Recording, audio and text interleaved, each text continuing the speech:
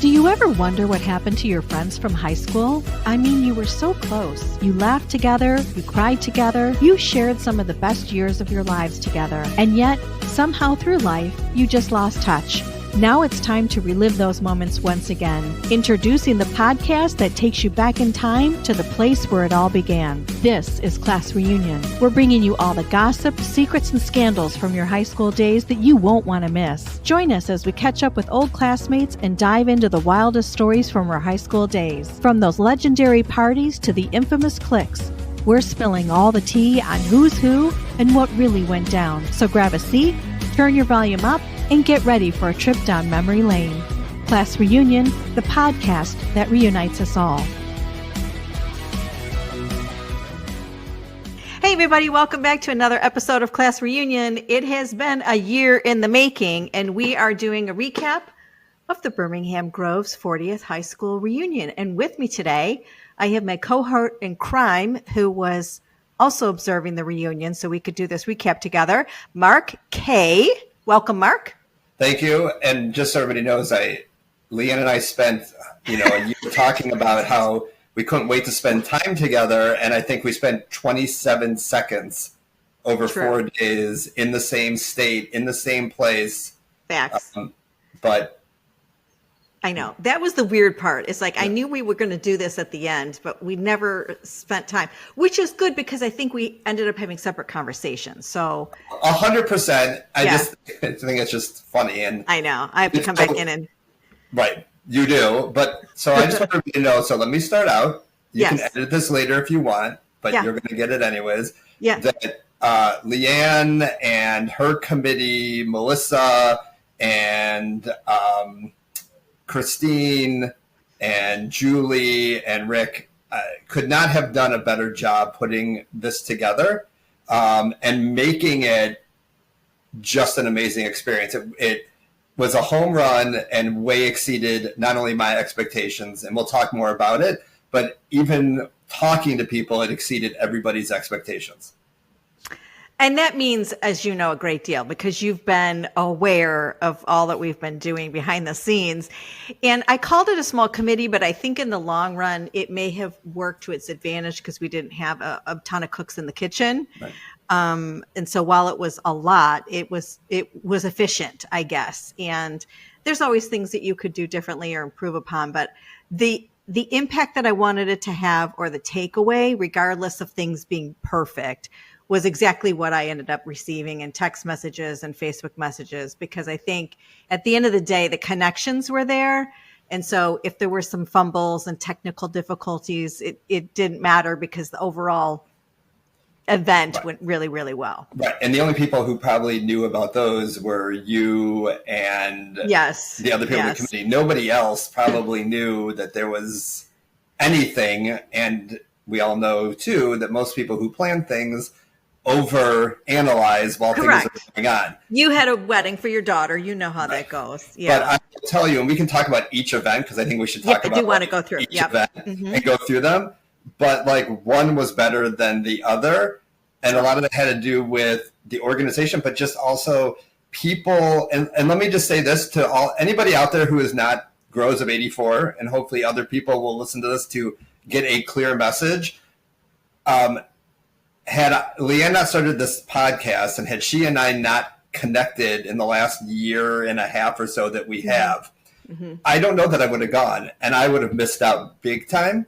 So anybody who has an opportunity, whether it's you're 20, you're 30, you're 40, or beyond, just sign up and go. The worst thing that happens is you leave, right? That would be the worst thing that could happen. But to not go and not have and not make the connections, and whether it's the connection for the one night or the one event or whatever a case may be, but to have that laughter and the fun, to me, it would be sad for anybody. It would have been sad for me.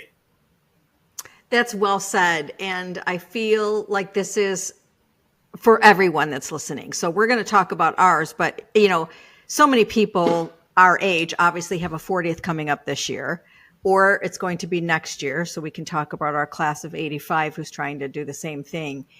it's really for everyone to just kind of take a pause and be like, would I really want to go? And what we want to share with you are all the reasons why you should. And I know it seems like you just can't be bothered, or I don't want to go backwards. We're going to walk through why it's so important to just reconnect. More than anything, reconnect with yourself as that younger person, that younger version, and just kind of pay homage to who you were at that time, good, bad, or indifferent. We in Gen X have blocked out so much of our life. And I'm going to talk about someone's quote in Facebook, that we just don't go backwards. We're just in such a movement to go forward. And the 40th to me was like a pause and a reflection, just a pause, right? We're all still going to keep working or work towards retirement or whatever we're doing. But we really, at this point, like, who cares? It was just a great time to stop and look back. And so many people were so honest with where they are in their life, that you mentioned the 20th. And although it's still really good to go to any reunion, you're still finding out who you are. And there's still some cliques, and there's still some things that, you're maybe holding on to. By the 40th, I think everyone was sharing what medication they were on, what ailments they've had, what surgeries, But I think it was even more than that. I think that, and again, we'll talk about the elementary schools, and yes, and it was just this idea of seeing people and laughing if you didn't recognize them. Sure, right? Which a lot of people didn't. Yeah, right. Laughing at yourself, laughing, whatever the reason was, laughing with people, just reminiscing with the old stories I was talking to somebody about things that we did in first grade, second grade. I had a whole conversation with some people who went to Greenfield Elementary, and we were going, what class were you in? Fourth grade? Let's figure out who were the teachers. And we went really through it, and people were like, oh, wait, we were in the same class together? Yeah. Right? So even like and then we realized, yes, we were. So, and then trying to remember, at Berkshire, somebody's like, where was your locker? Yeah. And the funny thing is, I've been to Groves, and I know approximately where my locker is. It's not there anymore. But I knew that at Berkshire, my locker was 3 lockers down from Miss Ford's classroom. Oh my gosh. Were you on the upper level, or no? As the grades went up, we went top, right? It was the upper level. Me too. Yeah. So, and I think it was the same one all 3 years. I don't ever remember having a locker. It was by Mrs. Geniac. Remember her? Yeah. Yeah. I think that's how you pronounce it. Yeah. And so again, it's those conversations. Nobody cared about who did what to whom. No. For the most part. And even some of those stories were funny, right? People like, oh my God, can you believe I cared about blah, blah, blah, blah.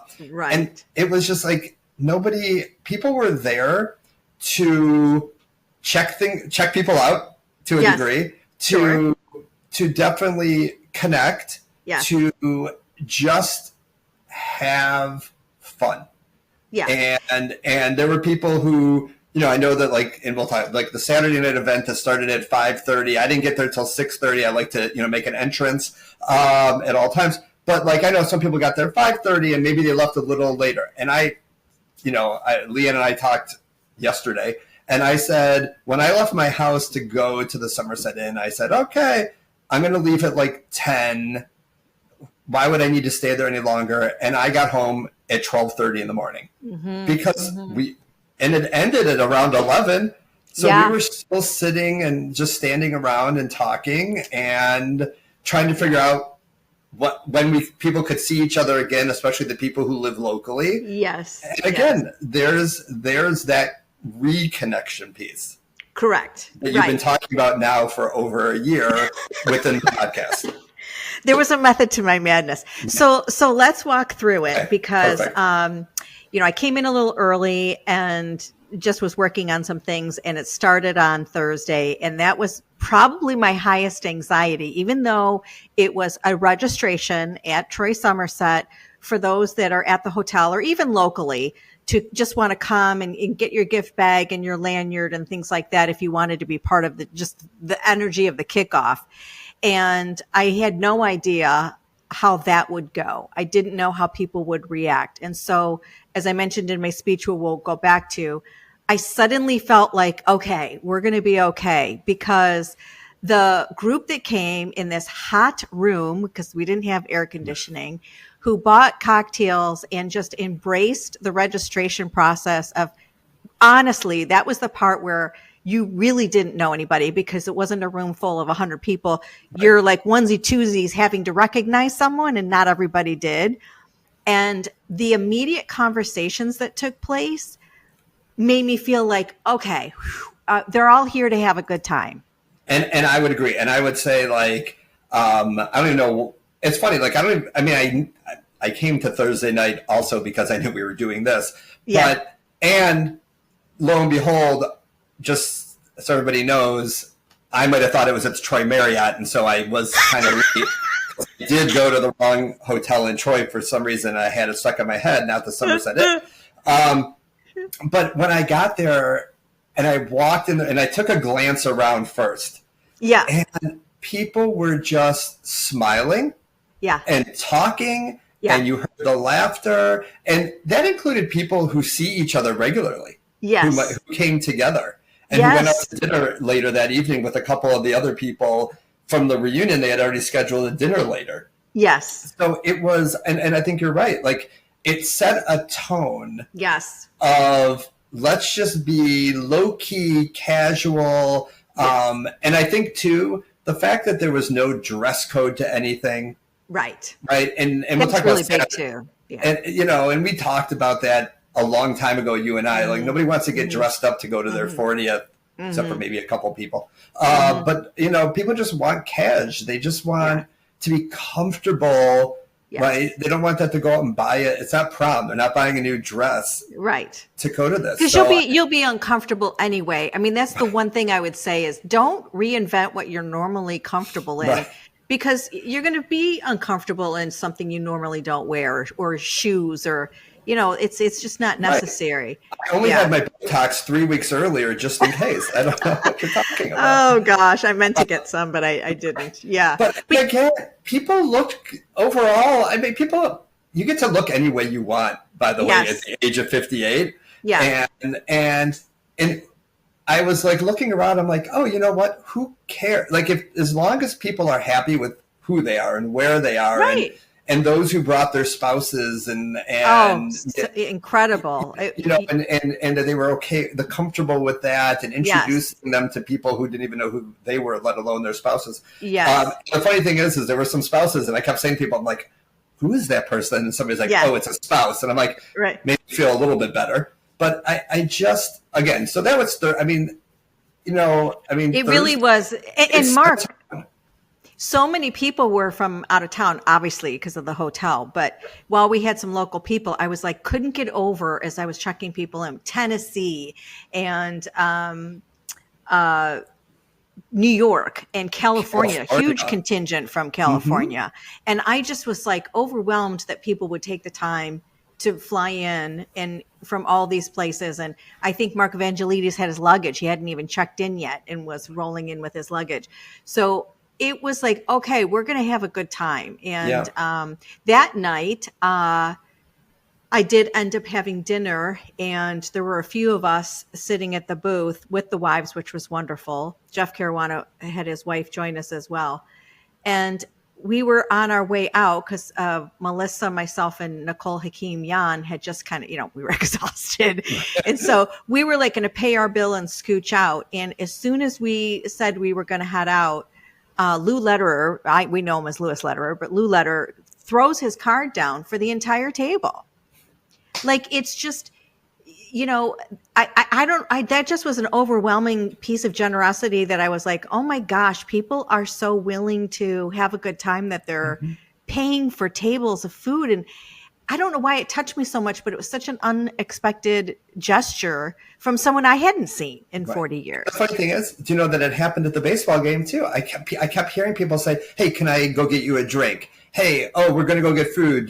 People like, yes. Do you want to? I mean, we had the $30, which Comerica buys you a hot dog, or I had a hamburger. But it's like, but people were so like, oh, let me come with you. Let's go together. Let's, But there was that whole piece of just nobody.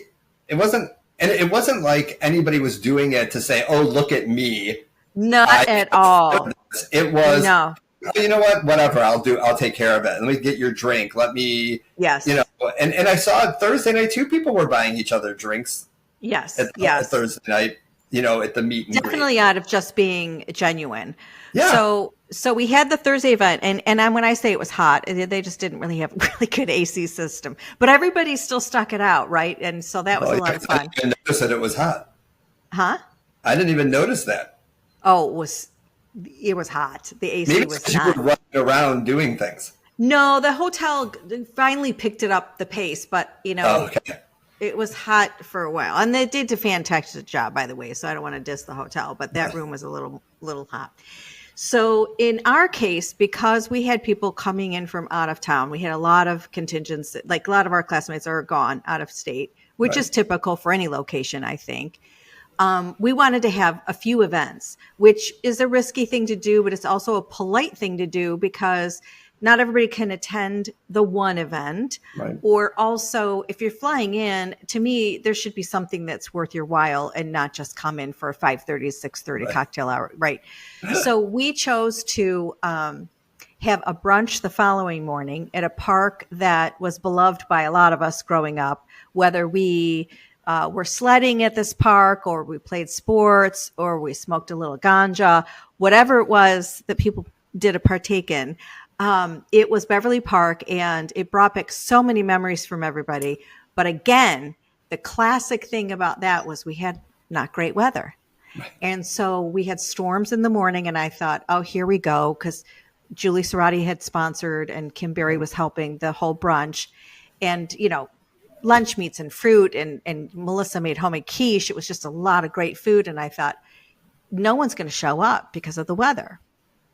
And sure enough, they showed up with more people than we thought. Yep. And while we're trying to tell everybody that there's, what's that game with the cornhole, and there's all these things to play, we kept trying to get everybody to do it. And everyone was still so busy talking, which is such a great, great thing. And what was cool is there were a couple people who brought their spouses to that event. Correct. Knowing that they weren't going to bring them to other events. Yes. And I was having a great conversation with Ruth Pizer, who I went to elementary school with, and the whole thing. But we were not in the same social network in high school.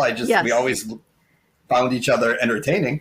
And then she introduced me to her husband, who turns out he's a big bike rider. So when he and I stood around and talked for probably 30 minutes with this guy who I will never ride with because he rides too fast, but talking about different routes and what they do, and just, and the other thing was too, is people, and I noticed it more start Friday morning than even Thursday night, was again, people talking about their families, their kids, if they have kids, and the variety of ages. Oh my gosh. Right. We had, David Abella, who I think may have the youngest kid, who's 9. Okay. Right? Probably. Yeah. Up to, I don't know who has the other. I know that my daughter's 31. Right. And we already have people in that group who have grandchildren. Yes. Multiple grandchildren. Yeah. So people were talking about their grandchildren, their kids, and again, you could just tell nobody was, I got to listen to this. People were actively engaged in listening and responding. And again, the people who lived on that side of town, the Berkshire people, right, being at Beverly Park for all of us, because we were talking about how Greenfield Elementary, at the end of every school year, that's where our class picnics were. Oh, right. For sure. And climbing up, we did talk about climbing up the hill, and then it was raining, and eventually, people do have to go do other things, I guess. But even just the conversations about it, and the park looks a little different than it did. I mean, they've kept it up. It's a great park. Yeah. So again, and the funny thing is, people were so busy talking that they were barely eating. Oh, I know. We had to do to-go bags for everybody because, But I was okay with that too, because, and I just want to go back to Ruth Pizer's husband.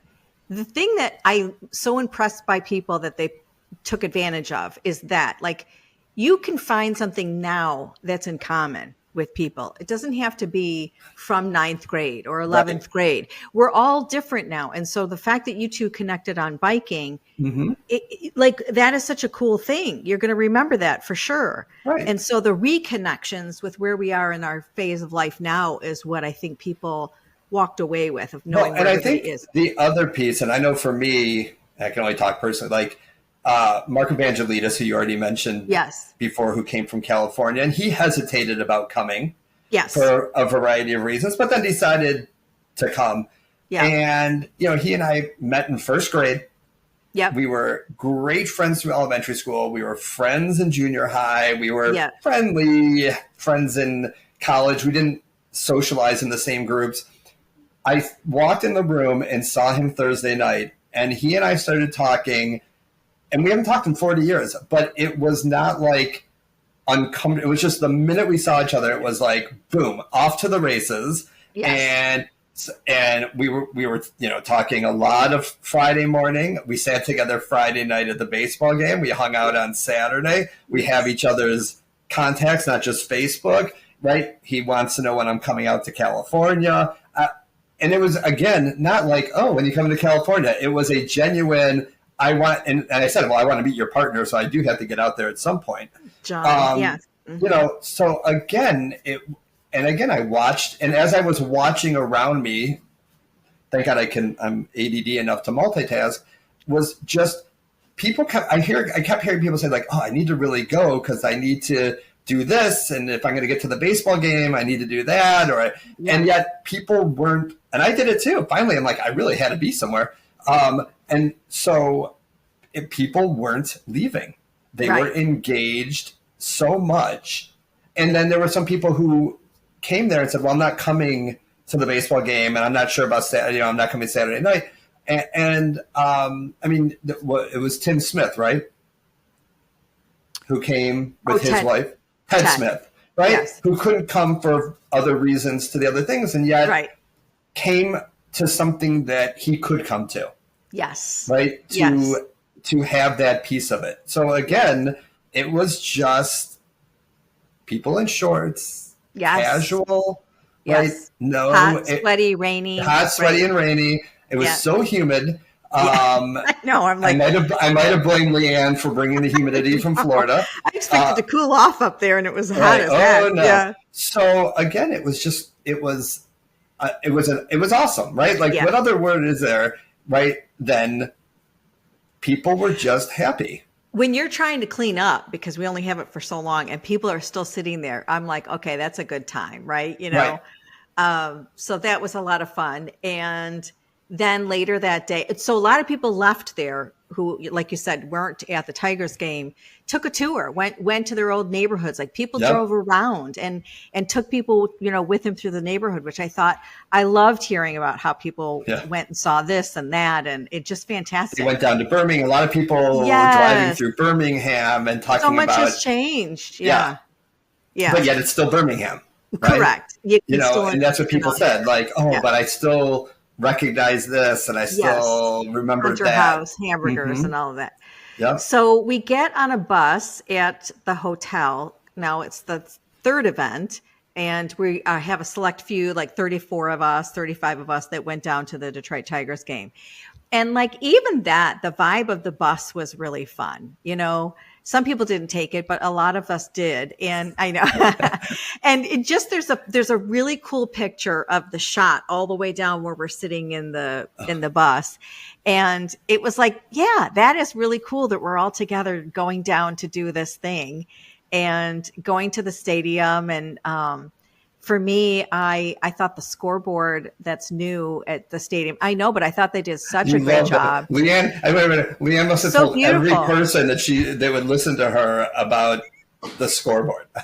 because we do all need glasses, but like I felt engaged in the game because it's so, you know, you can really see what's going on. And they do a lot of cool things with it.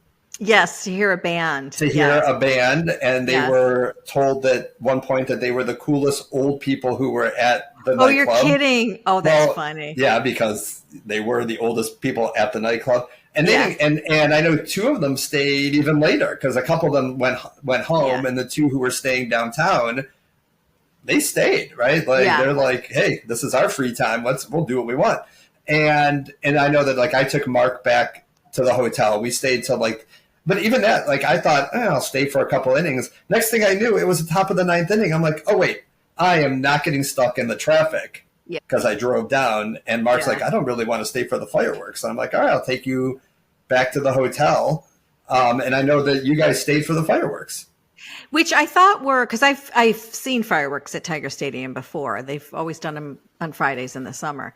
And, so I expected that to be fireworks, which it was. However, even that has stepped up. Like, they had 5 songs. I didn't know fireworks could have rhythm. So they had some soft fireworks to some, softer songs. And then they had them, larger when it picked up. I was like, I can't believe this is a good almost 40 minutes of 5 songs of a variety of fireworks off this little barge inside the stadium. It was really well done. Yes, fireworks have come a long way.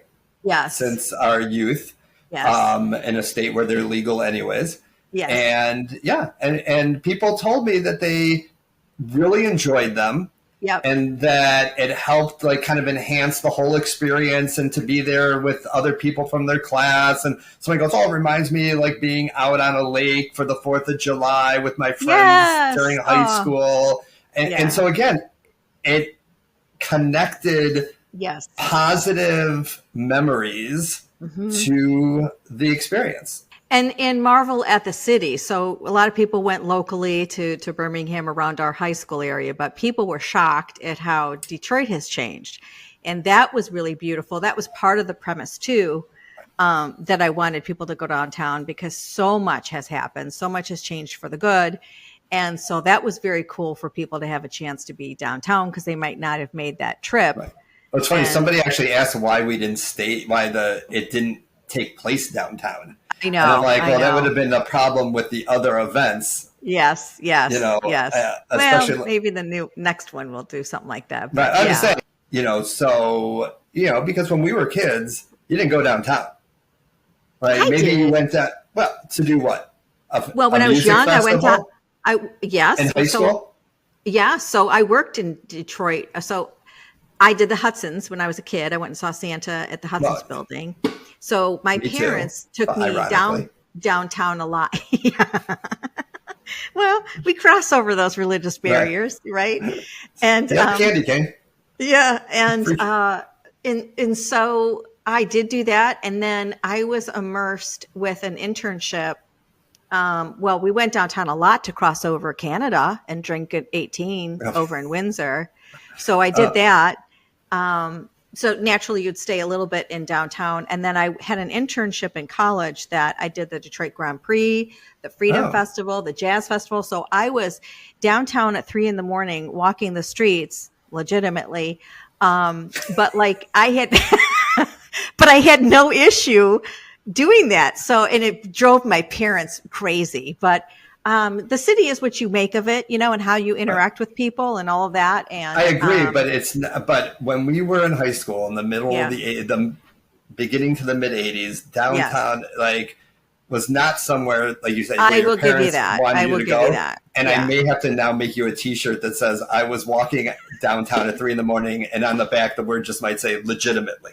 Just so you know, be ready for that in the mail. Oh my God, the stories I could tell. Oh, gee. But so again, it was great for people who aren't from here. Yeah. To see. Yes. So then Saturday, the big event rolls around. Well, there was a tour, and this is unfortunate just because our school, which I'm telling you, I think all high schools across the nation are turning into this. They're turning into like little mini community colleges, because athletic departments are being beefed up, theater departments are being beefed up. And so in our case, Groves was going through a huge transformation, also doing new flooring inside. So our intent to do a high school tour, both in and outside, was not available. So there were a few people that did go to the high school Saturday afternoon just to at least walk around the outside to see what was new. And Melissa Manhart-Ringy ran that tour. And I heard it was phenomenal. I was trying to do some things for the setup for Saturday, but so people you know what? just thought it was incredible. You gotta have some reason to come back for the 50th. So now we know our reason to come back for the 50th is that we can all wheel into Groves, because I'm sure it's more ADA compliant. So in our walkers and wheelchairs, and at our 50th, we'll be able to get in. We'll tour it. Absolutely. But I'm really proud of all the things that we've kept up with, because it is the name of the game at this point. I mean, it's if you don't have things updated, you look like this old high school. And so people did that, which was very cool. And then the big event, and just setting that up, as you know, from having your daughter's wedding, once it starts, you can't pause, you can't stop. It just happens 90 miles an hour. And that's when you and I totally disconnected, because there were just so many things going on. We had a nice memorabilia table. We had, the check-in table. My friend Nancy was doing that, bless her heart. And then those darn gift bags. So for anybody listening, I have to address those darn gift bags.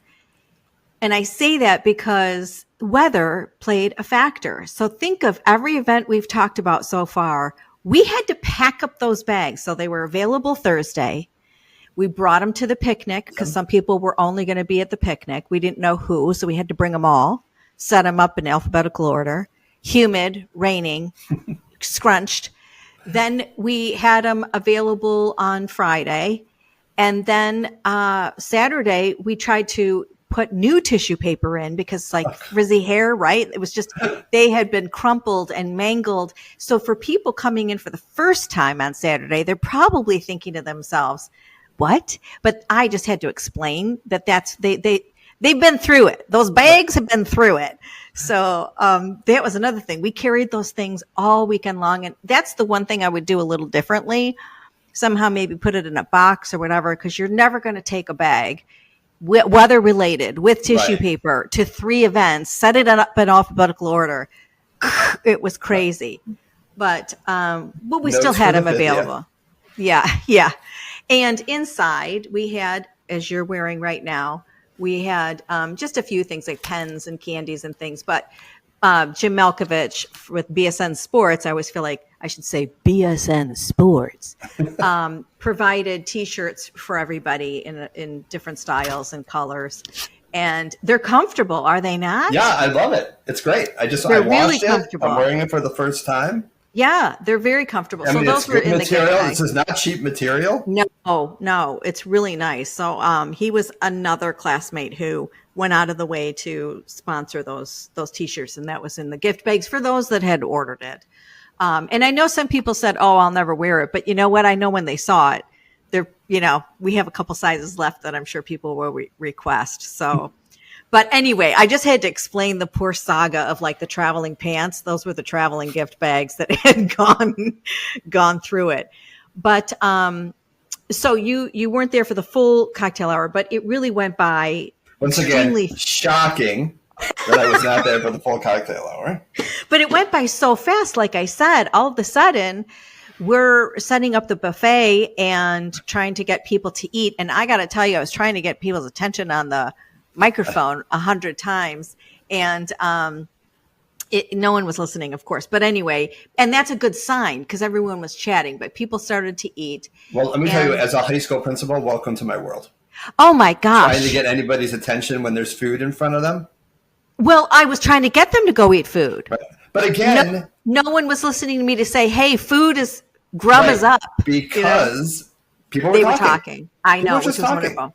Remind me. We might have had no food, and I don't know that people would have noticed for a while. Well, I just wanted to get some food into some people's stomach. Right. And so to kind of kick off the presentations, we have some talented people in our school. And so Shelley Gillette Barnes did some operatic piece during dinner, which was just a cool way to showcase what she's capable of doing. And I thought everyone enjoyed that as kind of a thing during dinner to have available. If I had known that, I would have learned how to juggle. I could have juggled some of the dinner rolls, but nobody asked for my talent, so it's okay. You can't sing, you can't do anything, and it grows. And then we kicked off the presentations. And I want to bring up something that you had said, because in one of my remarks, and I had changed the speech probably 10 times before the actual day. And it was going to be a lot of like, remember when kind of thing of like certain really specific TV shows and music. But I realized everybody knows that it's a general theme that just came to me from Thursday and Friday, which is this relationship starts at kindergarten. Whether you did go to kindergarten with somebody, if you're talking about a 40-year class reunion, we're all in that genre, right? And so to start talking about like our bicycles and are you reading something as I'm getting very serious? No, you're gonna laugh. You're gonna laugh. I'm texting my daughter in the other room to bring me my charger for the computer. Oh, are you running down low on juice? Yeah. So just keep talking. If you all knew, this took us 3 hours to get started. It was today. But we got to spend more time together, so it works. Yes. So I did want to reminisce about that to kind of get the memories going of, how we were all together in kindergarten, and that and the bikes being the passport to our unsupervised adventures, right? Like that was something that I think prompted, quite frankly, the elementary school photos, which we'll get to. But I think starting with the whole revelation of like, we've all really had a life since the 70s, right? And just kind of going through it and bringing us up to high school days. Well, and I'm going to say, I thought the speech was great. Because I think had you talked about the others, like the music or the TV shows, whatever, it could have come across as more trite.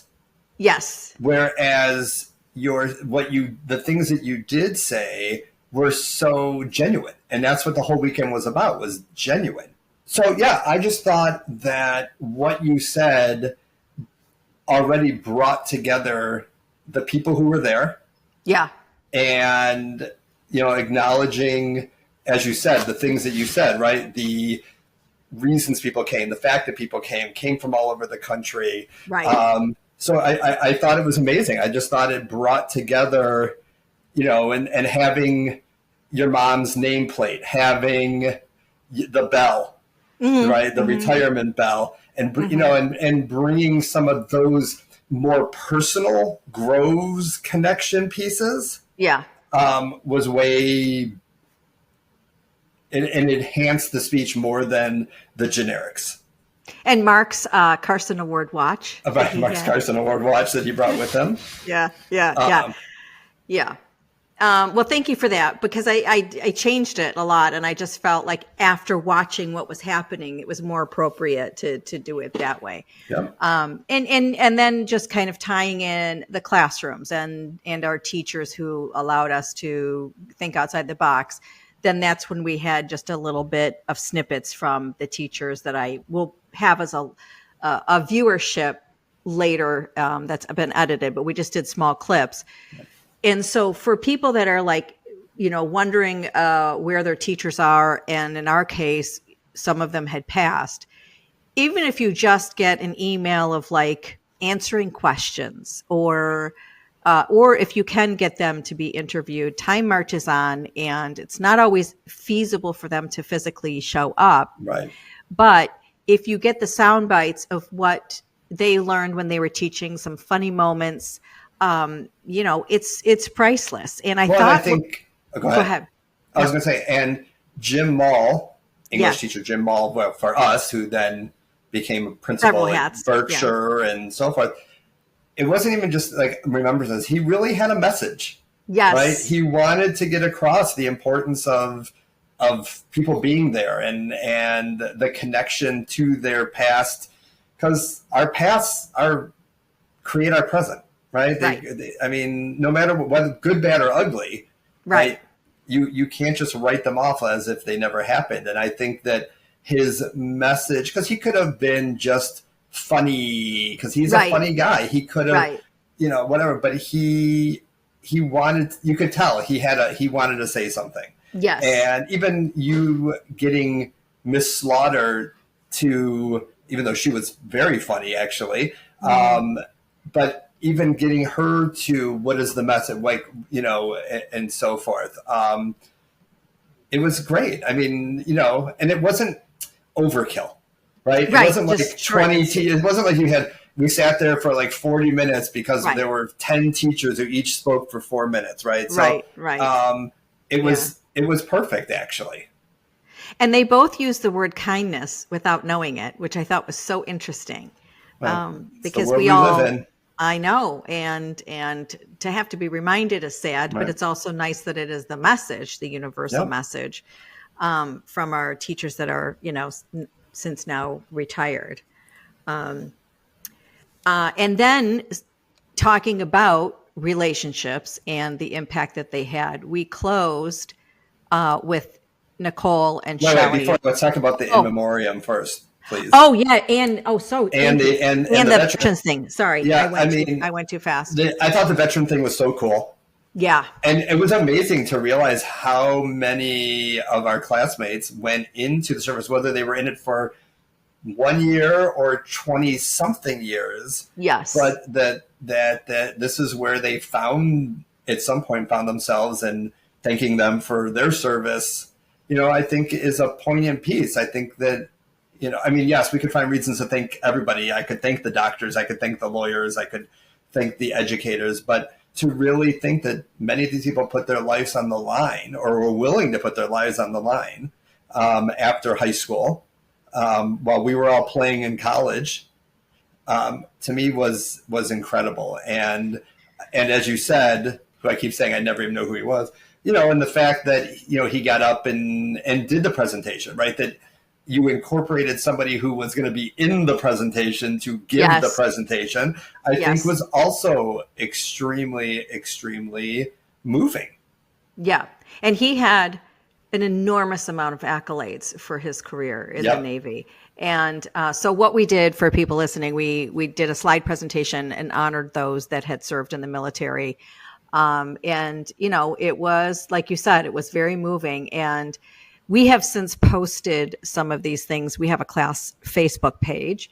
And I was really a little disheartened and was so glad that he spoke up, because Russell commented on the gratitude of us acknowledging those that have served, and said this country needs to do a better job of taking care of its veterans. Yep. And they are so on the verge of homelessness, yet we're, and I'm going to be political for 2 seconds, but we send money to everybody but our own people a lot. And when he said that, I just was so glad he spoke up about it, because it is a tragedy. And it wasn't meant to be trite, like, thank you for serving. There's so much more behind their sacrifice and service and resources that they don't have from our own government.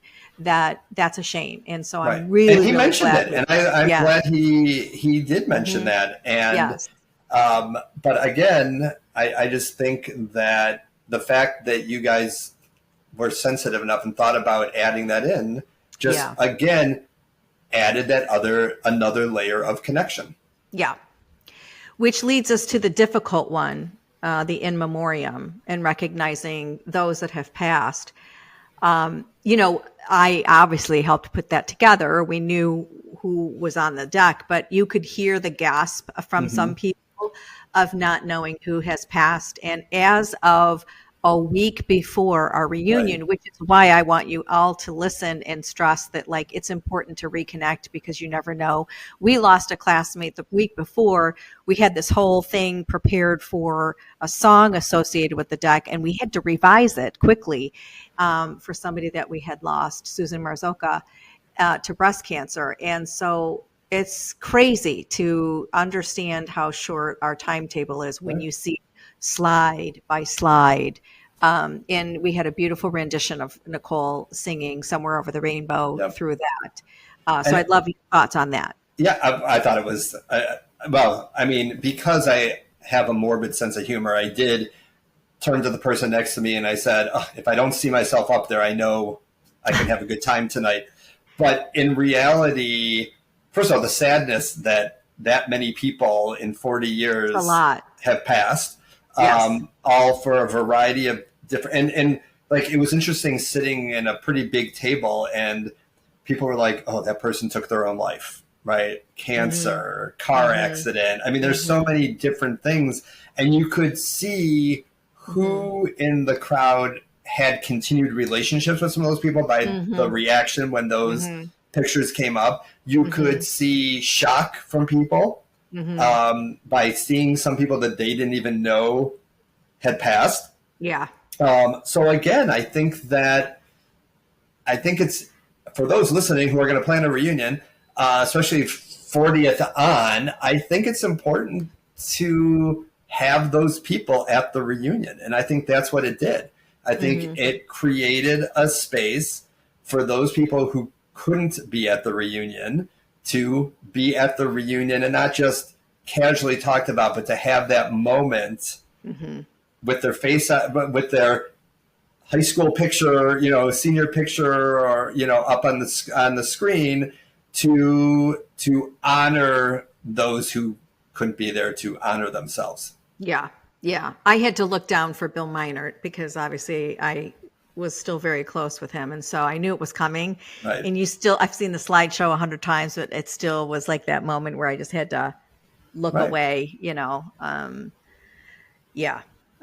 So again, I thought it was, and I appreciate Nicole doing that too, because I thought she did a great job. Well, shocking, right? I know. I know. She's an amazing singer. But before you talk about the last thing, it was funny because Nicole and I kept passing each other. Yeah.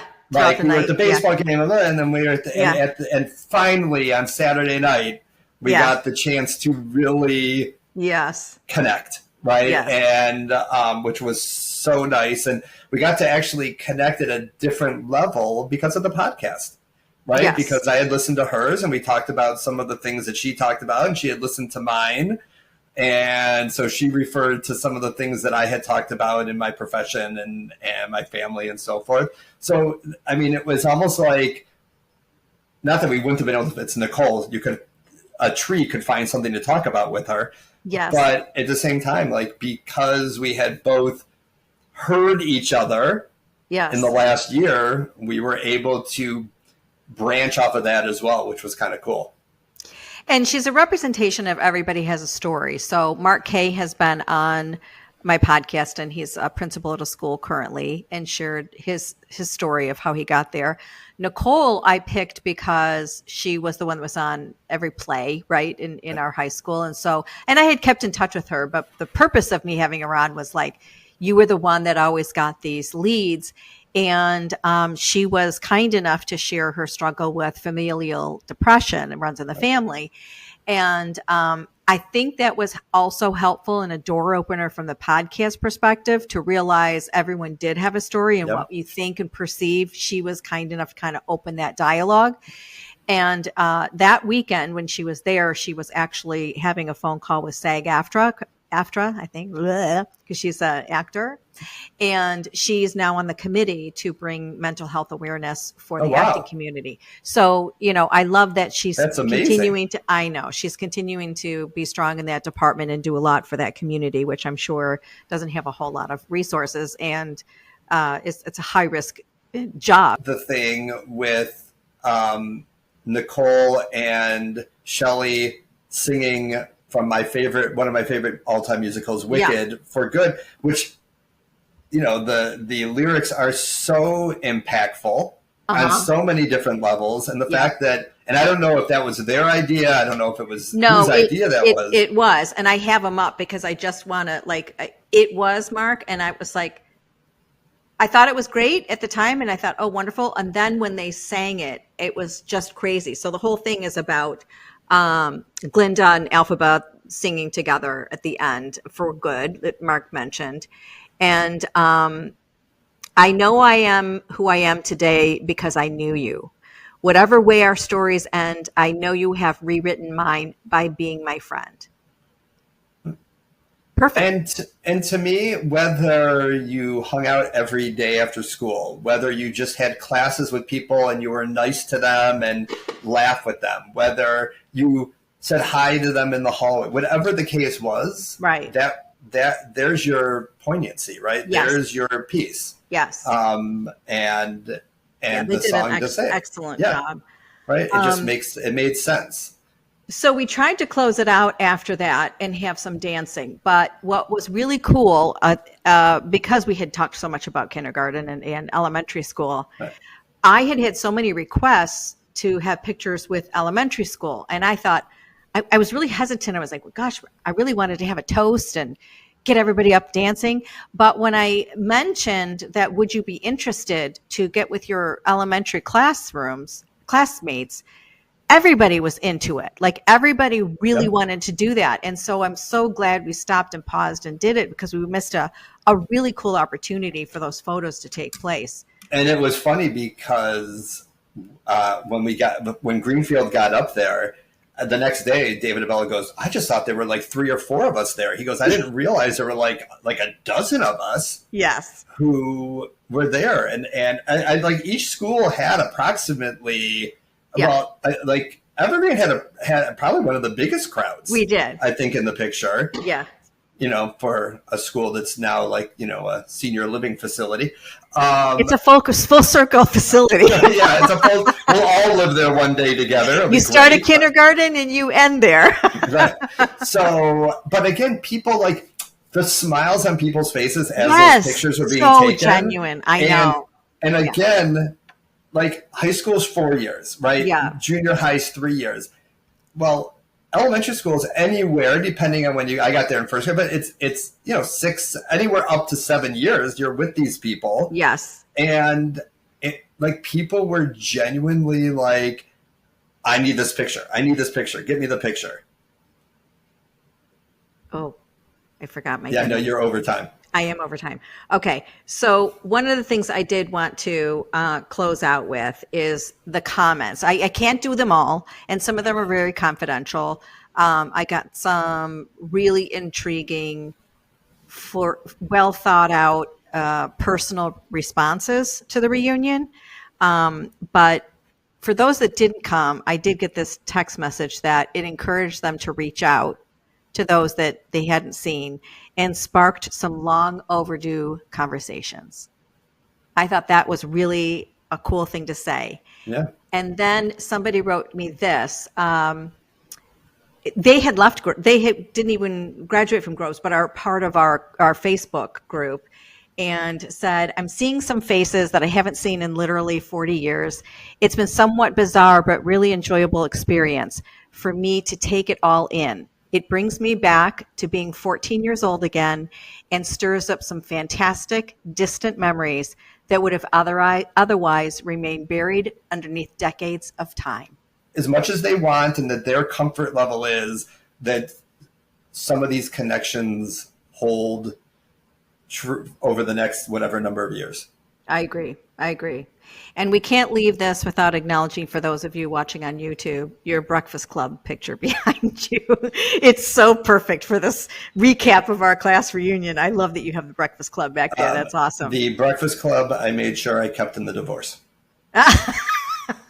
Nicely done. It's been outside our entire marriage, so it stayed true to my room, to this room. We will end with the toast that I ended with, which is, here's to sex, drugs, and rock and roll. We are the class of '84. So awesome.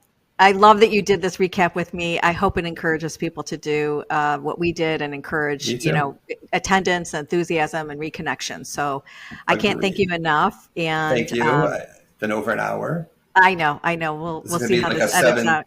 Yeah, 7 parts. It's okay. But thank you so much. And here's to Groves Falcons. And we'll see you on the next class reunion. Thanks for joining.